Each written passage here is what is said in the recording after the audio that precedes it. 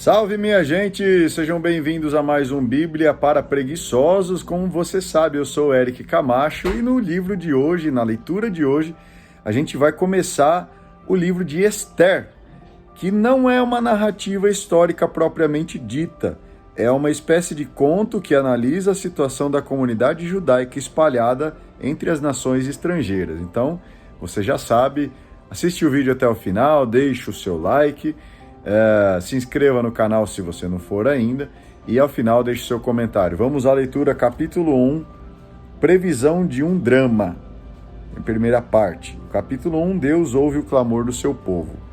No segundo ano do reinado do rei Assuero, no primeiro dia do mês de Nisan, Mardoqueu teve um sonho. Mardoqueu era filho de Jair, filho de Semei, filho de Cis, da tribo de Benjamim. Ele era judeu, que vivia na cidade de Susa, homem notável ligado à corte do rei.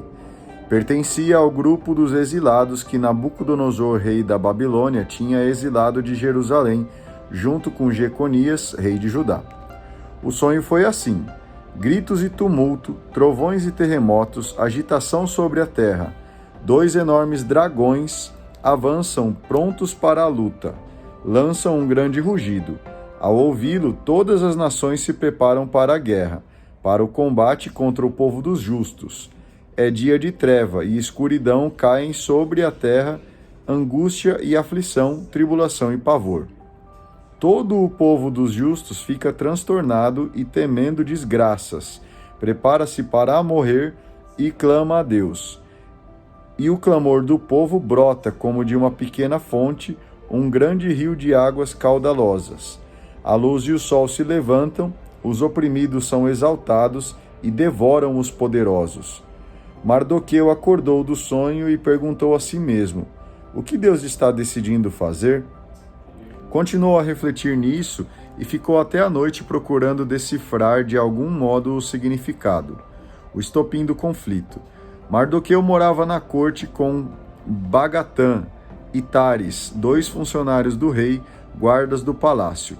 Ouvindo a conversa deles e investigando seus planos, ficou sabendo que estavam preparando um atentado contra o rei Assuero. Mardoqueu informou o rei, e o rei interrogou os 2 funcionários que confessaram e foram condenados à morte. O rei mandou escrever uma crônica desses fatos, e também Mardoqueu, por conta própria, os deixou por escrito. Depois o rei colocou Mardoqueu como funcionário na corte e o recompensou com presentes. Todavia, Amã, filho de Amadates, o Agatita, tinha muito prestígio diante do rei e buscava um modo de prejudicar Mardoqueu e seu povo, por causa dos funcionários do rei. Segunda parte, ameaça ao poder. O banquete dos poderosos. Eis o que aconteceu no tempo do rei Assuero, aquele Assuero que reinou sobre 127 províncias desde a Índia até a Etiópia. Nesse tempo, o rei Assuero reinava na fortaleza de Susa. No 3º ano do seu reinado, Assuero deu um banquete para todos os seus oficiais e ministros. Reuniram-se então para o banquete os chefes do exército da Pérsia e da Média, os nobres e os governadores das províncias.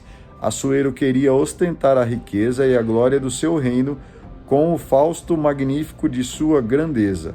Por isso, fez o banquete durar 180 dias.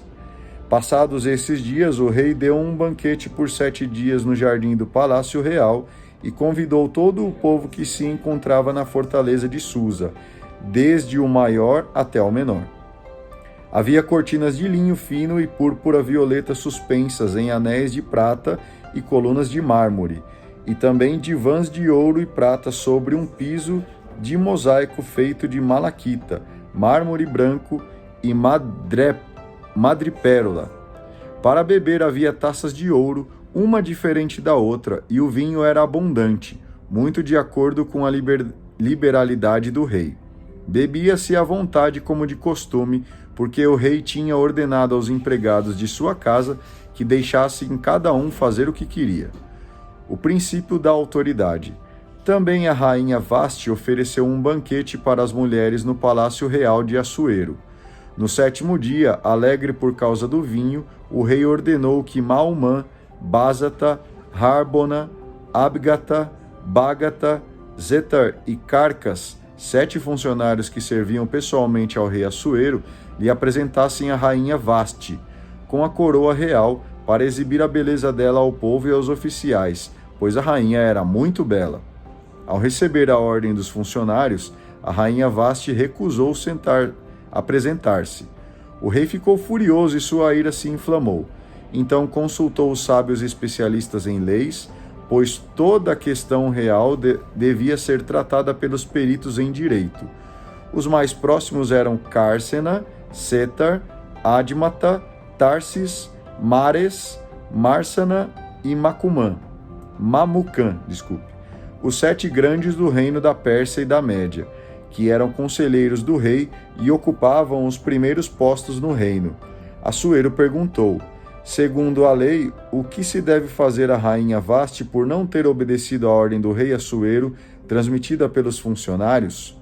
Mamucã respondeu diante do rei e dos oficiais: não foi somente contra o rei que a rainha Vasti agiu mal, mas também contra todos os oficiais e todos os súditos que vivem por todas as províncias do rei Assuero. De fato, o comportamento da rainha será conhecido por todas as mulheres que desprezarão seus maridos, dizendo: o rei Assuero mandou que a rainha Vasti se apresentasse e ela recusou. Hoje mesmo, as princesas da Pérsia e da Média que ficarem sabendo do comportamento da rainha comentarão isso com todos os oficiais do rei e haverá muito desprezo e caçoada. Se o rei achar bom, proclame um decreto real que seja incluído nas leis da Pérsia e da Média e tenha caráter irrevogável, que a rainha Vasti nunca mais se apresente ao rei Assuero e que o título de rainha seja dado a outra, que seja melhor do que ela. Quando o decreto real for promulgado em todo o reino, todas as mulheres respeitarão seus maridos, tanto as nobres como as do povo. O rei e os oficiais gostaram da proposta, e Assuero seguiu o que Mamucã tinha dito. Mandou cartas a todas as províncias reais, na escrita e na língua de cada povo, ordenando que o marido fosse o chefe da casa. Terceira parte, um povo ameaçado, capítulo 2. Deus se esconde na força dos fracos. Tempos depois, quando se acalmou, o rei se lembrou de Vasti, do que ela fizera e do decreto que havia publicado contra ela. Então os cortesãos disseram ao rei: mande procurar jovens solteiras e bonitas. O rei pode nomear comissários em todas as províncias do reino, e eles reunirão todas as jovens solteiras e bonitas no harém da fortaleza de Susa. Elas ficarão sob os cuidados de Egeu, eunuco do rei, que lhes dará o necessário para seus enfeites. A jovem que mais agradar ao rei substituirá a rainha Vasti. A proposta agradou ao rei e assim se fez.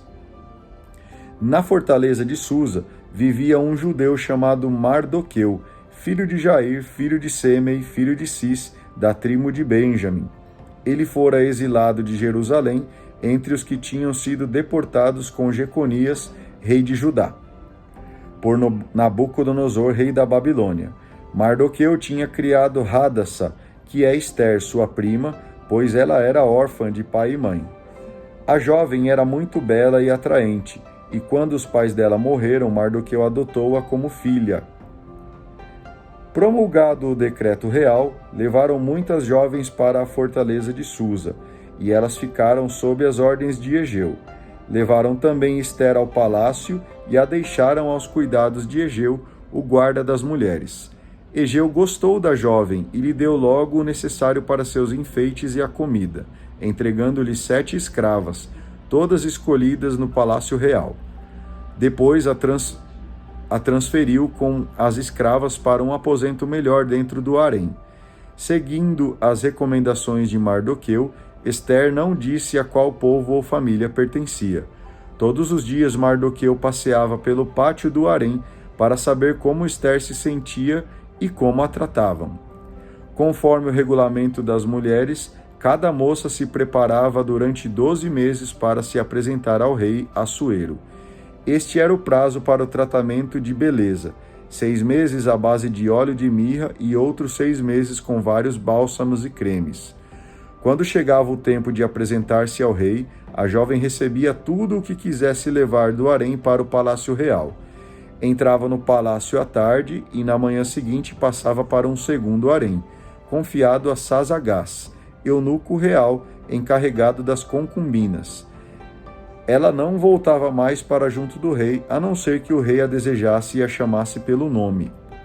Chegou a vez de Ester, filha de Abiail, tio de Mardoqueu, que a adotara como filha, apresentar-se ao rei. Ester, porém, nada pediu. Contentou-se com o que Egeu, eunuco real encarregado das mulheres, lhe havia dado. Ester atraía a simpatia de todos os que a conheciam. Foi levada ao palácio real até ao rei Assuero, no 10º mês, o mês de Tebete, no 7º ano de seu reinado. E o rei preferiu Ester a todas as outras mulheres, tanto que a coroou e a nomeou rainha no lugar de Vaste. Depois disso, o rei deu um grande banquete em honra de Ester e convidou todos os altos oficiais e ministros. Também concedeu um dia de descanso para todas as províncias e distribuiu presentes com liberalidade régia. O estopim do conflito. Ester passou depois para o segundo harém com as outras moças, mas não disse a qual povo ou família pertencia. Mardoqueu a proibira de fazer isso, e ela continuava a obedecer-lhe, como quando vivia com ele. Nesse tempo, Mardoqueu era funcionário da corte. Ora, Bagatã e Tares, 2 funcionários do corpo da guarda, estavam descontentes e planejavam um atentado contra o rei Assuero. Mardoqueu ficou sabendo do plano e informou a rainha Ester. Ela, por sua vez, contou tudo ao rei em nome de Mardoqueu. Fizeram uma investigação e todo o plano foi descoberto. Os 2 funcionários foram enforcados e o acontecimento foi registrado nos anais do reino, em presença do rei. Tá certo, muito obrigado a você que acompanhou a leitura até aqui, deixe o seu like, faça um comentário e amanhã a gente continua aqui a leitura do livro de Ester, tá bom? Deus continue te abençoando, um grande abraço e tchau!